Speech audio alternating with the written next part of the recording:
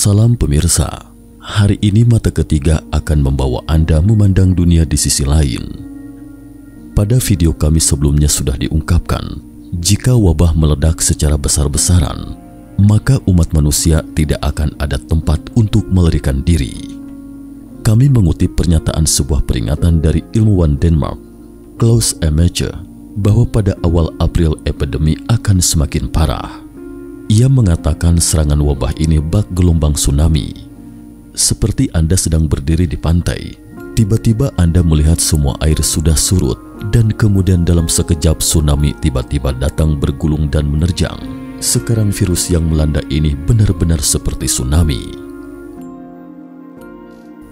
Sistem medis India ambruk.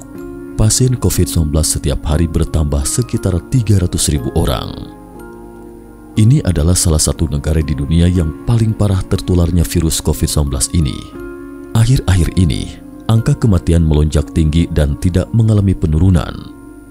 Sudah ada indikasi di banyak tempat di rumah sakit mengalami krisis tempat tidur. Insinerator atau mesin pembakaran jenazah di beberapa kota sudah kewalahan dan kolaps. Para ahli khawatir hal ini terjadi mungkin berhubungan dengan virus yang ditemukan di India, yaitu virus varian Super B1617. Menurut laporan Wall Street Insight, karena terseret oleh gelombang kedua epidemi di India, dalam 5 benua jumlah kematian penderita virus corona di Asia pada bulan April mencapai puncaknya.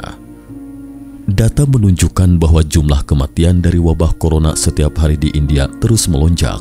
Dalam beberapa hari angka kematian tembus lebih dari 2.000 kasus dan jumlah kasus baru dalam sehari telah melebihi 200.000 kasus selama seminggu. Pada tanggal 21 April, jumlah kasus baru di India mendekati angka 300.000 mencapai rekor baru. Saat ini banyak rumah sakit di kota-kota India telah melaporkan kekurangan tempat tidur dan oksigen. Pasokan obat-obatan esensial juga tidak mencukupi. Di platform media sosial banyak suara-suara putus asa yang memohon pertolongan. Banyak laporan di seluruh negeri yang mengatakan bahwa beberapa orang telah meninggal dunia karena mereka tidak dapat menerima perawatan dengan tepat waktu. Di kota New Delhi, Mumbai, Ahmedabad, dan kota-kota lain yang parah dilanda penularan virus, sudah hampir tak terdapat tempat tidur. Beberapa pemerintah negara bagian India telah menyatakan bahwa mereka sedang membangun fasilitas baru dan beberapa pemerintahan kota menggunakan hotel dan stadion untuk menambah tempat tidur. Akan tetapi, para ahli mengatakan bahwa ini masih sulit untuk mengimbangi peningkatan jumlah pasien yang terinfeksi. Pakar pulmonologi senior India Jalil Parkar dari Rumah Sakit Lilawati di Mumbai mengatakan, jumlah pasien terinfeksi sangat besar. Ini seperti tsunami. Rumah sakit harus mengubah lobi menjadi bangsal sementara. Kepala Pusat Pengembangan Penyakit, Ekonomi dan Kebijakan di New Delhi, ibu kota India mengatakan, tidak ada oksigen, sulit mendapatkan tempat tidur. Jika ingin berobat, butuh lebih dari seminggu untuk menemukan tempat tidur rumah sakit. Hampir semua sistem dalam sistem perawatan kesehatan yang mungkin telah runtuh. Pada hari Selasa 20 April, rumah sakit mengatakan bahwa oksigen yang mereka miliki hanya cukup untuk 8 hingga 24 jam. Sedangkan oksigen di beberapa klinik pribadi hanya dapat bertahan selama 4 atau 5 jam. Karena kekurangan sumber daya di rumah sakit, banyak keluarga India terpaksa mencari pertolongan melalui media sosial. Ayah dari Anil Tiwari, seorang warga Mumbai berusia 34 tahun meninggal dunia akibat COVID-19 pada November tahun lalu. Ibunya yang berusia 58 tahun dinyatakan positif lagi minggu lalu. Tiwari mengatakan bahwa ibunya dibawa ke rumah sakit, akan tetapi rumah sakit sudah penuh, perlu satu tempat tidur di unit perawatan intensif. Tiwari meminta bantuan di Twitter. Dia berkata, "Saya sedang menangis. Saya berlari mencari tempat tidur ICU untuk ibu saya. Tolong bantu selamatkan ibu saya. Saya mencintainya lebih dari apapun." Setelah beberapa hari bekerja keras, akhirnya ibu Tiwari mendapat tempat tidur ICU, tapi sekarang perlu oksigen. Namun demikian, suplai oksigen di rumah sakit tidak mencukupi. Di saat yang sama, banyak dokter dan perawat di Mumbai juga kebingungan. Mencari tempat tidur dan memilih pengobatan untuk orang-orang dicintai seorang ahli penyakit paru-paru berkata, setiap orang sudah sakit, sudah tidak ada tempat tidur untuk rekan-rekannya, orang tuanya, dan familinya. Seorang pejabat senior di Kabupaten Nasik di negara bagian Mahasastra mengatakan bahwa setidaknya 22 orang meninggal dunia karena mereka tidak memiliki ventilator. Pemerintah India telah mengumumkan bahwa mulai tanggal 22 April, pasokan oksigen industri akan dilarang dan semua akan digunakan untuk perawatan medis hingga ada pengumuman selanjutnya. Keadaan ini sangat mirip dengan terjangkitnya wabah di Wuhan pada awal tahun 2020. Saat itu, sistem medis di Wuhan juga hancur oleh wabah, sulit untuk menemukan tempat tidur, dan memiliki situasi kematian yang serupa. Jenazahnya ditumpuk di krematorium, tungku krematorium meleleh dan roboh. Peningkatan angka kematian juga membanjiri krematorium di beberapa daerah. Surat kabar The Sun melaporkan bahwa dengan lonjakan kasus, sistem medis India telah runtuh dengan kekurangan tenaga kerja yang serius, unit perawatan intensif yang penuh sesak, bahkan krematorium dan kuburan di mana-mana penuh sesak dengan mayat. Karena terjadinya peningkatan pesat dalam jumlah kematian pada bulan April, peralatan insenerator di beberapa kota di Gujarat harus beroperasi sepanjang waktu hingga mengakibatkan kewalahan dan akhirnya hancur. Di antaranya selama 2 minggu terakhir, krematorium insenerator listrik di Ahmedabad harus beroperasi selama 20 jam sehari. Akhirnya cerobong asapnya retak dan roboh.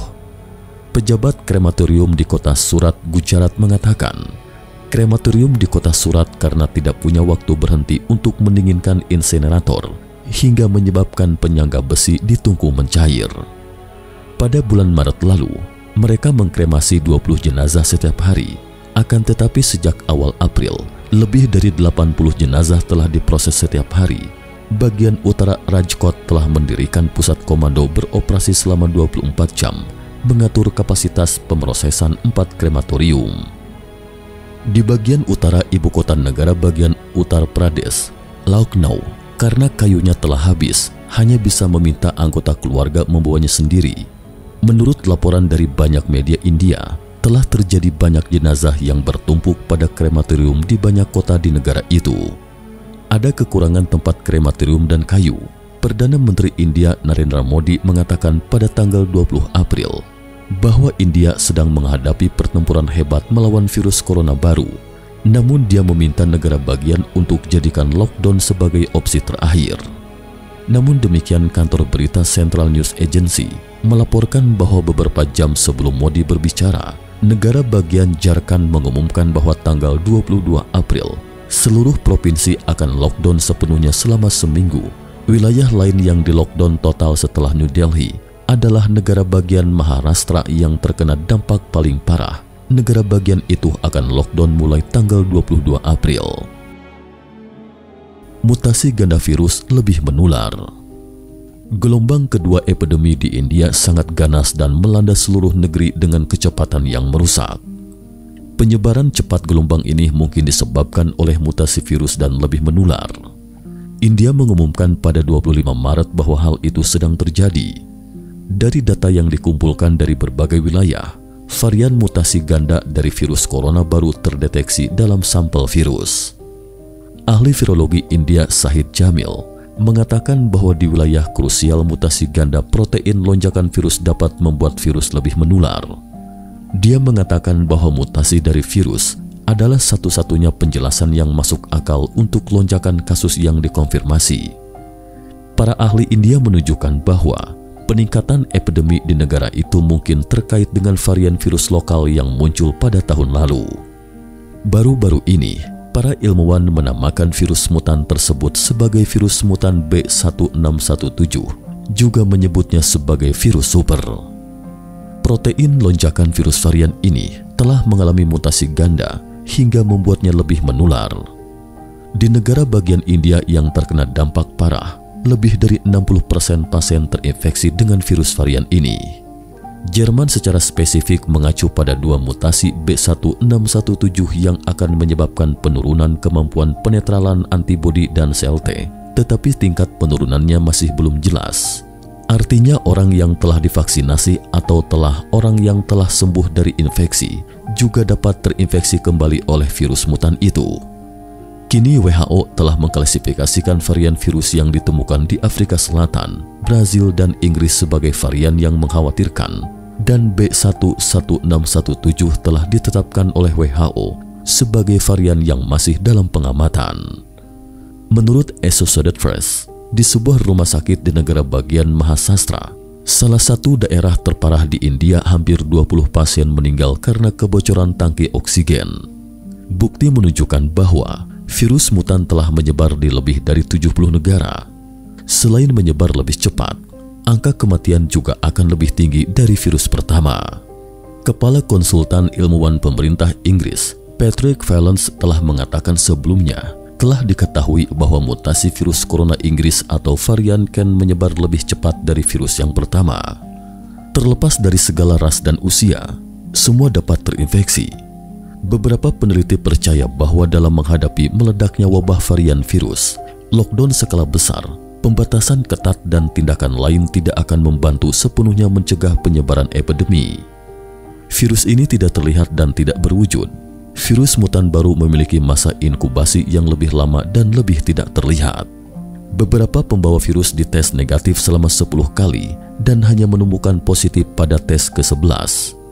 Virus varian baru sedang memecahkan pola pemahaman yang ada, membuat orang tidak dapat memprediksinya dan tidak dapat mengatasinya.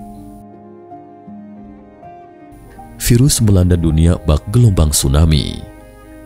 Jalil Parkar, ahli penyakit paru-paru senior di Rumah Sakit Lilavati di Mumbai, berkata, jumlahnya sangat besar seperti sebuah gelombang tsunami.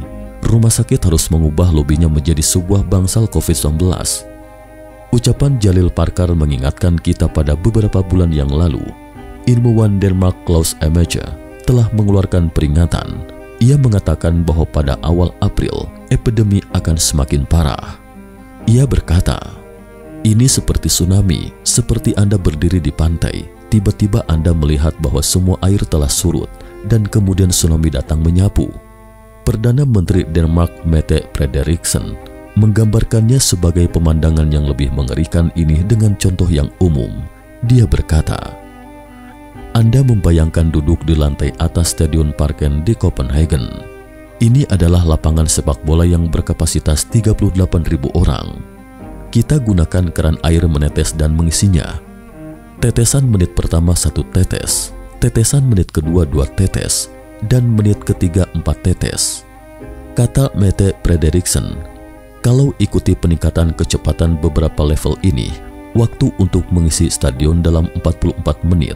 Tetapi yang mengerikan adalah bahwa pada 42 menit pertama, stadion hampir kosong dan hampir tidak ada air yang terlihat. Dan kemudian air tiba-tiba memenuhi stadion pada 2 menit berikutnya. Ketika Anda menyadari bahwa permukaan air naik, sudah terlambat. Manusia tidak lagi dapat mengendalikan wabah teror tsunami yang melanda dunia. Semua metode perlindungan dan pengendalian sama sekali tidak efektif. Banyak cendekiawan Tiongkok yang terkenal mengatakan, pada paruh pertama tahun 2021, wabah yang sangat mengerikan akan melanda manusia. Nubuat tersebut mengatakan bahwa setidaknya setengah dari manusia akan musnah dalam wabah tersebut. Mengenai prediksi ini, kami telah membuat beberapa video sebelum ini untuk menafsirkannya. Silahkan lihat kembali video kami sebelumnya. Akankah prediksi mengerikan ini segera menjadi kenyataan? Nah teman-teman, cukup sekian dulu sampai di sini. Jika suka dengan video ini, jangan lupa like, komen, dan subscribe ya. Sampai jumpa. Terima kasih atas perhatiannya.